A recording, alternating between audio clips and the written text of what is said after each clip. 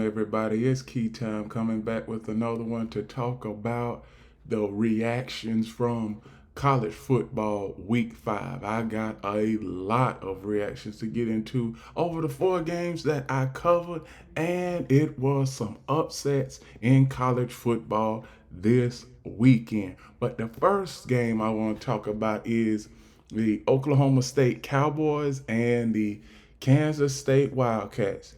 Now, I said Kansas State would win this game, and I said that it would be in a blowout because Oklahoma State, they are not able to, as far as the Oklahoma State defense, they are not able to stop anybody on third down. And plus, when you look at it, the quarterback for the Oklahoma State Cowboys, Allen Bowman, 26 of 50, 364 yards, 1 touchdown, and 2 interceptions.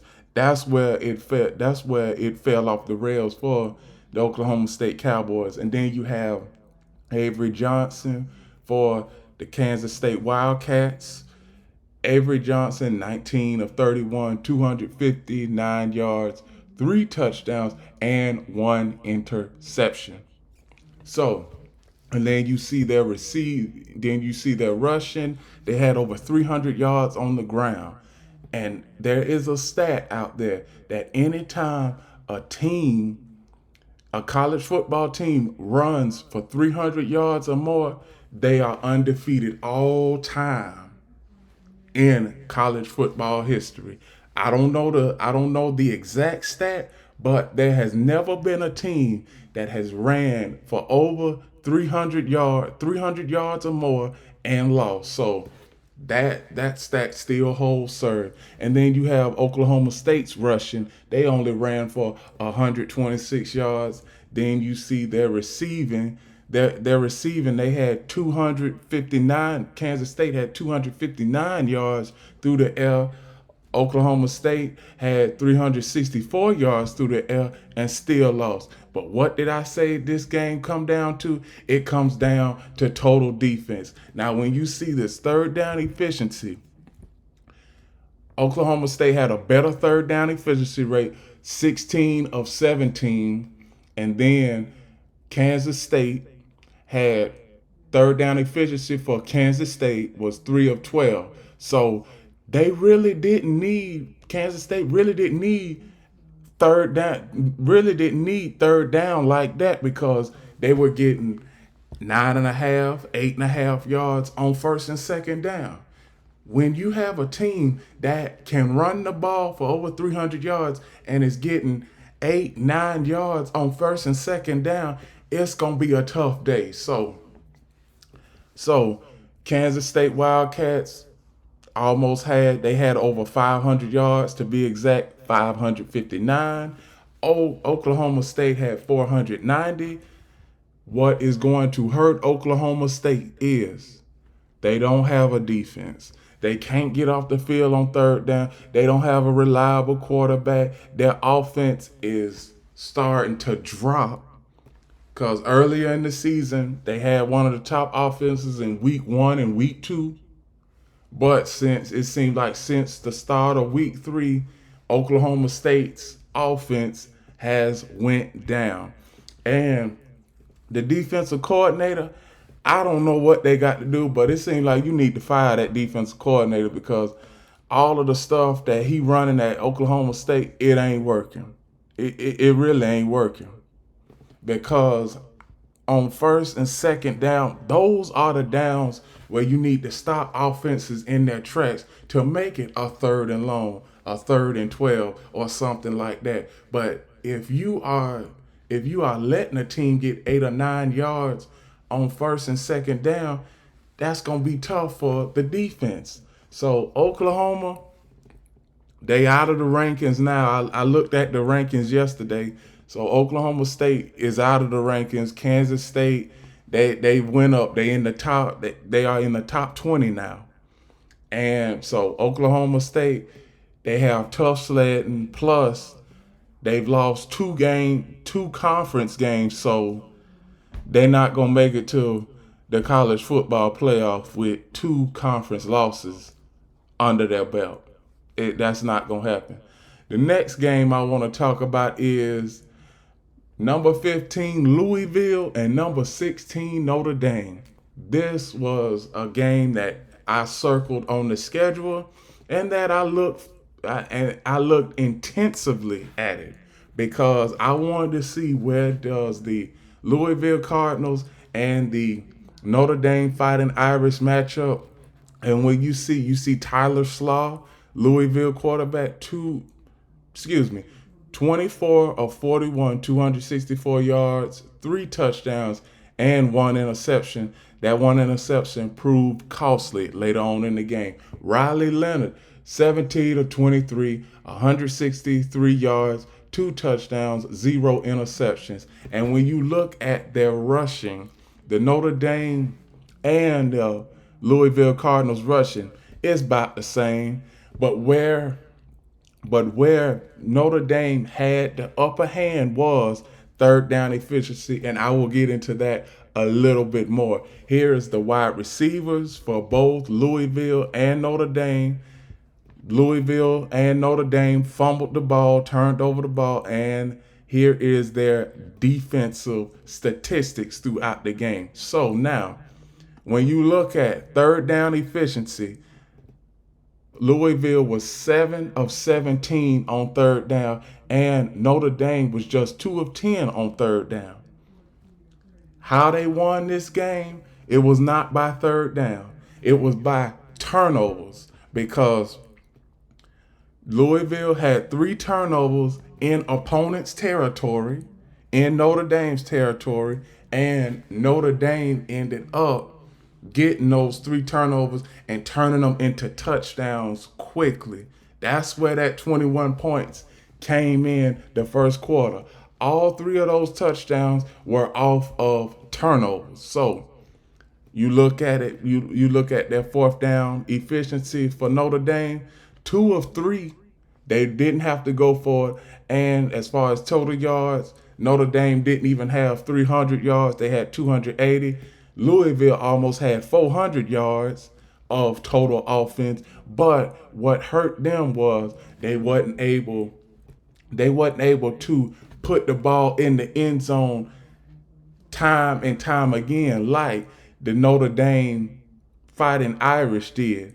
Now, when it comes to penalties, now they had the same amount of penalties, but Louisville's penalties cost them in the fourth quarter. They had 4 penalties in the fourth quarter, and it proved costly. And the last play of the game, Louisville was driving on a 4th down and 3. They didn't get the first down.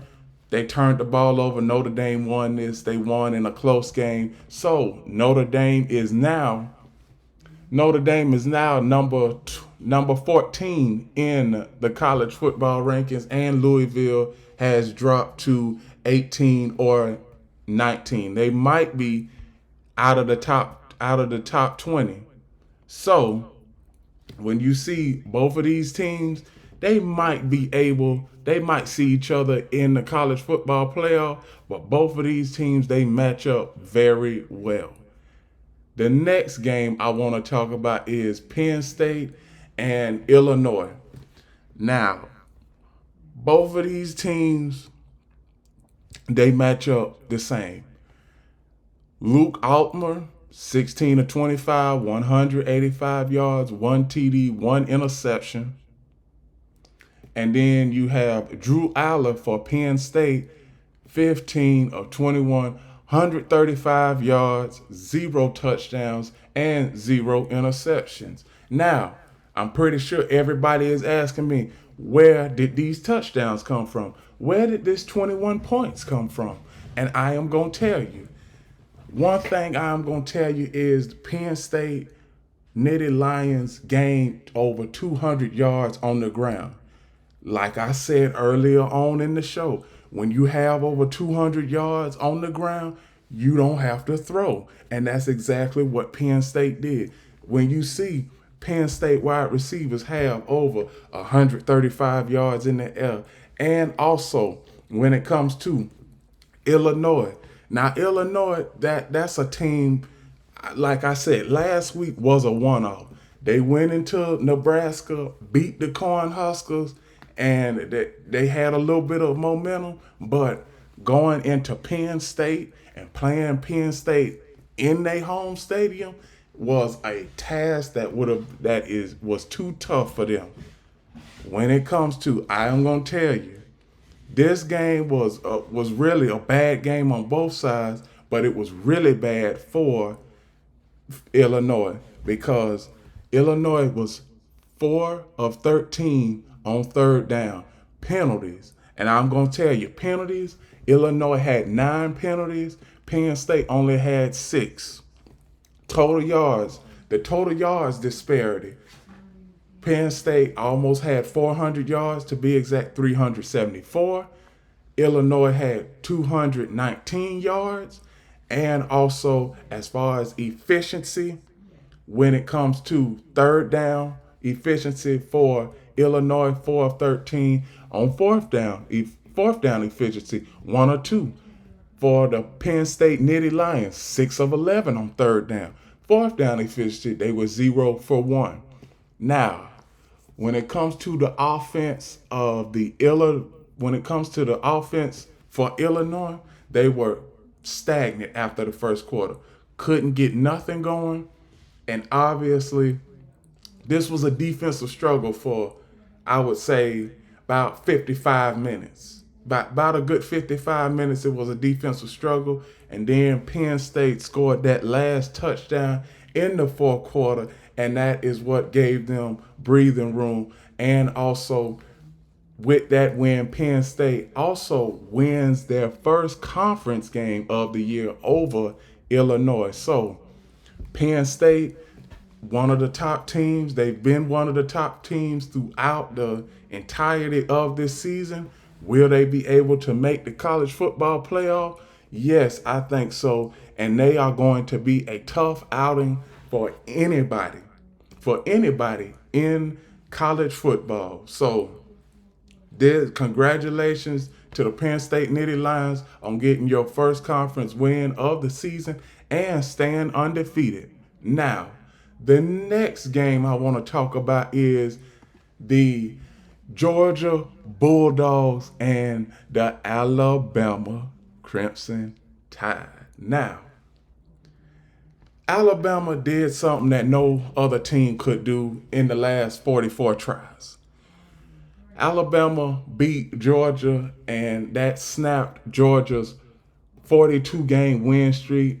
This was the first regular season loss that Georgia has experienced since COVID. So, a lot of time, 4 years almost. So, what happened in the first quarter, I was surprised by it because Alabama, they came out in the first quarter and just straight, you could say, manhandled, obliterated, eviscerated, dominated. You can use all of those prepositions and verbs. You could use all those prepositions and verbs to describe the first half. Now, first half, at the end of the first half, it was 30-7. So Georgia down 23. I'm looking at the game. I'm saying that this game is nowhere near over. Everybody's saying that you could just chop this game up to an Alabama win. I said, I'm not going to do that. I'm going to watch the entirety of this game. And then you see what happened in the second half. Now, this is what gets me with Alabama. Alabama should have just been doing what they should have did in the first half. Run the ball, and when you see passes there, then you throw it. Now, Jalen Miro, 27 of 33, 374 yards, 2 touchdowns, 1 interception. But that 1 interception wasn't his fault because the ball bounced off of his tight end, went into a Georgia defender's hands. Also, Alabama's rushing attack, 173 yards. Alabama's receiving, over 374 yards through the air. And for Georgia, the wide receiving and rushing, 80 yards rushing for Georgia, and for the receiving for Georgia, 439 yards. So this was a tale of two halves. What Alabama should have did was kept doing what they should have been doing. But when they started in the second half, I noticed that they were playing prevent defense a lot of times. And that is where most of the time where Georgia went for it on fourth down. They had a 4th and 5 to get, they had a 4th and 7 to get, then they had a 4th and 12 to get, and the other two instances where they went for it on fourth down was a 4th and 3 and a 4th and 6 to keep them into the game. So it was a lot. It was a lot to unravel in this game. Now, when you see the third down efficiency was Georgia was 3 of 15. Alabama was 3 for 11. I just said fourth down efficiency. Georgia was 5 of 5. Alabama was 1 of 2. Total yards, Georgia 519. Alabama 547. Penalties, Alabama had 10 penalties. They got to work on those. Georgia had 6 penalties. Fumbles lost. Georgia lost a fumble. Alabama recovered it. Also Carson Beck threw 3 interceptions. So that's what really hurt them in the game. That's what really hurt Georgia, was not getting off the field in the first half, and also those turnovers. So now, after all of that, what can we say about the Georgia Bulldogs? Well, we all know that Georgia it is just the average team with an above average lineup. That is what I'm going to say, because this game right here, I'm not going to say a measuring stick, because we all know that Georgia and Alabama are on the same level. But as far as the last few times that Alabama has played Georgia, Georgia has had trouble winning against Alabama. Kirby Smart, let me tell you, most of his losses come against Alabama. Like I said, that 44 game winning streak before this game, he lost to Alabama 3 times. Now, since he's been at Georgia, he's lost to Alabama. He's lost to Alabama 6 times, 1-6, and that lone win came in the national championship. That's where that lone win came at. Now, Georgia, you can beat up on everybody else, but when it comes to Alabama, you must bow down to all of the Alabama greats. I'm just saying, there's no more narratives. There is no more narratives when it comes to the Georgia fans. Oh, Alabama still got Nick Saban. No, they don't. Nick Saban is an Alabama football consultant. Kalen DeBoer is there now. Kalen DeBoer, he's 1-0 over Georgia. Kirby Smart still has trouble beating Alabama. And not just beating Alabama, but thoroughly beating Alabama. Since 2007, Georgia has only beat Alabama twice. And that was the national championship a few years ago, and one in 2007. That's the only time that they were able to beat Alabama. But during the Nick Saban era, Georgia wasn't able to beat Alabama. I can remember back to 2012 SEC championship, Georgia lost. 2016 SEC championship, Georgia lost. 2018 SEC championship, Georgia lost. So there is no competition between Alabama and Georgia. Alabama is in a league of their own. Georgia is in a league of their own, where they can beat up on where they can beat up on the bottom teams like Florida or Kentucky. And Kentucky, they almost got beat by Kentucky. So when you look at, I'm looking at the schedule for Georgia coming up, and they have Texas, they have Ole Miss, and they got Tennessee. Now those three games, they gonna have trouble winning. I'm gonna say at least two of those three games because we all know the dynamic offense that the Volunteers have. We all know the dynamic offense that Ole Miss have. Even though Ole Miss got upset by Kentucky, which was no fluke after they almost beat Georgia, and also when it comes to Texas, can Georgia beat Texas? I don't think so. Because when you look at it, Texas has a much better offense, a much better quarterback, much better wide receivers, and a much better defense than Georgia. Georgia, they just an average run-of-the-mill team with an average quarterback. Now, Carson Beck, coming into the season, everybody was picking him to be a Heisman finalist. After Saturday's game, I looked at the odds for the Heisman. Jalen Miro is at the top of everybody's list now. So when it comes to Alabama, I said after the game that Alabama will be number one in college football for the 16th straight year, and that happened. Alabama is now number one in the college football.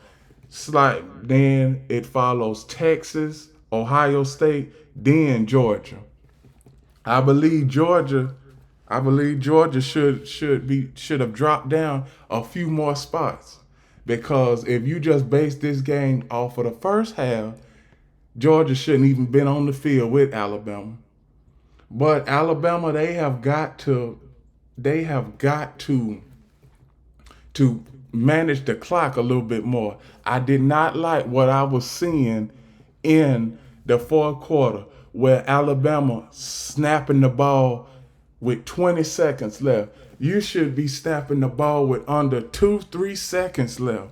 And then that way you have a time consuming drive, you score a touchdown, and then that's where the game would have been over at. But like I said, it was Alabama. They had 4 3-and-outs in the second half. And with those 3-and-outs, you give Georgia a chance to get back in this game. Georgia had the lead there for about 15 seconds before Alabama took it back and won the game. For Alabama, this was a season defining win. And also, do I believe Alabama will go undefeated? It remains to be seen. Now they're gonna have a tough test against Alabama and Ole Miss.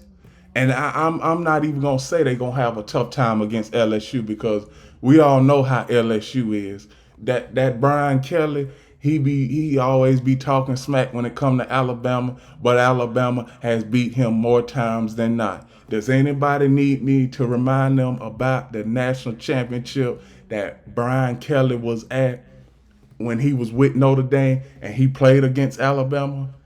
He got beat 49-7. No, excuse me, 42-14. For my correction, 42-14. So he has never been any competition to Alabama. So congratulations on Alabama getting this win. Georgia, you have a whole lot of stuff to work on. The offensive coordinator for Georgia, Mike Bobo, I don't know. He probably with his offensive playbook, most of them offensive plays I've seen since before I was in high school. That's what I was seeing with Mike Bobo. Mike Bobo, is Mike Bobo's time up at Georgia because it seemed like he's just running the same exact plays that he's running now when he was in his first and second stint at Georgia. So Georgia, they might need a new offensive coordinator, Alabama. This is a great win to build off of. And with that, those are my reactions to the college football week 5 schedule. Please like, comment, share, subscribe. Click the notification bell to get notified of all of my reaction videos, shows, and other content. Also, follow Key City Sports on TikTok. And remember one last thing, the key is always on time.